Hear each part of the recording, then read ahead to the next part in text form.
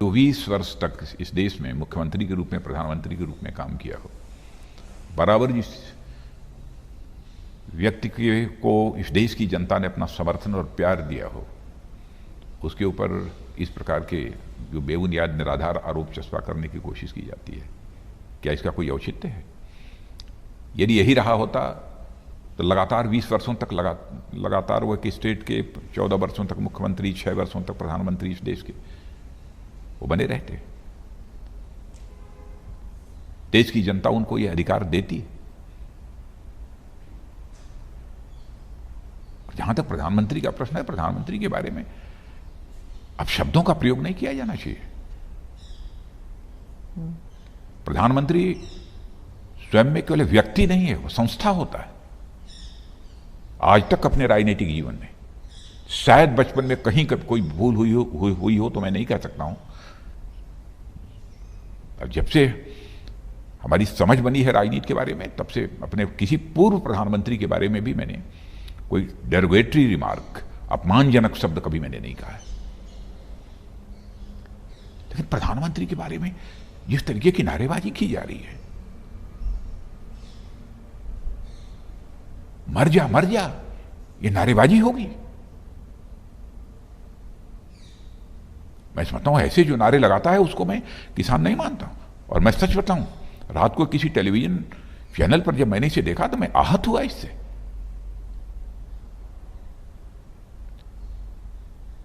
प्रधानमंत्री व्यक्ति नहीं है, संस्था है। लोकतंत्र को मजबूत बनाकर रखना है तो इस देश की संस्थाओं को, राष्ट्रपति हो, प्रधानमंत्री हो, मुख्य न्यायाधीश हो, न्यायाधीश हो, ये सब संस्थाएं हैं। इनकी प्रतिष्ठा और गरिमा को बनाकर रखना केवल सत्ताधारी दल की जिम्मेदारी नहीं बनती है। विपक्ष हो चाहे कोई भी हो, सबकी जिम्मेदारी बनती है। एक बार हमारी पार्टी में ही डॉक्टर मनमोहन सिंह जी के बारे में किसी ने कुछ रिमार्क कर दिया था। मैं उसकी यहां चर्चा नहीं करना चाहता, लेकिन तुरंत मैंने उसे कंट्राडिक्ट किया था।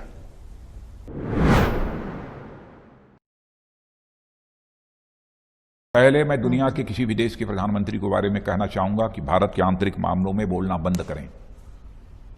भारत को किसी के हस्तक्षेप की जरूरत नहीं है। हम लोग आपस में बैठकर समस्याओं का समाधान करेंगे। यह भारत का आंतरिक मामला है। दुनिया के किसी देश को भारत के आंतरिक मामलों में बोलने का कोई हक नहीं है। भारत ऐसा वैसा देश नहीं है जो चाहे वो बोल दे। मैं कहना चाहता हूं कि हमारे किसान भाइयों को के अंदर एक गलतफहमी पैदा करने की कोशिश की गई है और की जा रही है। इसीलिए मैं बार बार विनम्रतापूर्वक अपने किसान भाइयों से सम्मान व्यक्त करते हुए कहना चाहता हूं कि आप बैठिए, तीनों बिलों को लेकर क्लास बाई क्लास डिस्कशन करिए। आपको कहीं लगता हो और बड़े एग्रीकल्चरल एक्सपर्ट्स को साथ बैठाने की, उनको भी बैठाइए। सरकार आपके साथ बातचीत करने को तैयार है। हम किसान भाइयों के हितों के खिलाफ कोई कदम नहीं उठा सकते। मैं इस संबंध में कुछ प्री एम्प्ट नहीं करना चाहता। और हमारी आंख तो सचमुच बिल्कुल, जिसे कहा जाए ना, हमारी नजर तो बस चिड़िया की एक आंख पर होती है। जो हमको छेड़ेगा तो हम उसे छोड़ेंगे नहीं, बस चाहे जो भी हो। वैसे हमारी कोशिश यही होती है कि हम सभी के साथ अपने अच्छे रिश्ते बनाकर रखें। पाकिस्तान तो जब से एग्जिस्टेंस में आया है तब से ही बराबर कुछ ना कुछ नापाक हरकतें सीमा पर उसके द्वारा की जाती रहती हैं। और सीज फायर वायलेशन का जहां तक सवाल है, 200, 250, 300, 400 बार बराबर वो सीज फायर वायलेशन कभी कभी महीनों में ही करता रहता है, सिलसिला जारी रहता है। लेकिन हमारे सेना के जवान बराबर उसको मुंहतोड़ जवाब देते रहते हैं। और भारत के जवानों ने यह सिद्ध करके दिखा दिया है कि केवल इस पार से ही नहीं, आतंकवाद का सफाया करने के लिए उस पार भी जाकर आतंकवादी ठिकानों पर हमले करने की जरूरत होगी तो भारत कर सकता है। भारत के अंदर वह कुव्वत है, ताकत है। लेकिन मैं देखता हूं कि कहीं कहीं तो सामूहिक धर्म परिवर्तन का सिलसिला चलाया जा रहा है देश में। यह सिलसिला बंद होना चाहिए, यह रुकना चाहिए। और जहां तक मुस्लिम समाज का प्रश्न है, मुस्लिम समाज के अंदर जहां तक मेरी जानकारी है, हो सकता है कि उसमें कहीं पर कोई कमी हो कि शायद दूसरे धर्म के लोगों से मुस्लिम समाज के लोग शादी नहीं कर सकते, तो शादी करने के लिए कन्वर्जन कराना, मैं समझता हूं कि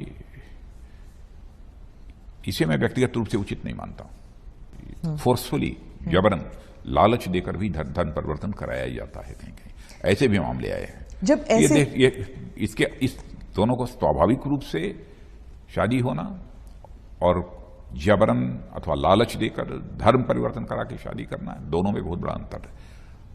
और मैं समझता हूं सरकारों ने जो कानून बनाया है, इन सब सारी चीजों को ध्यान में रखकर बनाया है। मैं तो ये मानता हूं जो सच्चा हिंदू होगा वह जाति, पंथ अथवा मजहब के आधार पर कोई भेदभाव नहीं करेगा। डाउनलोड करें अमर उजाला ऐप और पाएं खबरें लगातार। अगर आप ये वीडियो YouTube पर देख रहे हैं तो हमारे चैनल को सब्सक्राइब करें और बेल आइकन को दबाना ना भूलें। अगर आप Facebook पर ये वीडियो देख रहे हैं तो हमारे पेज को लाइक करें।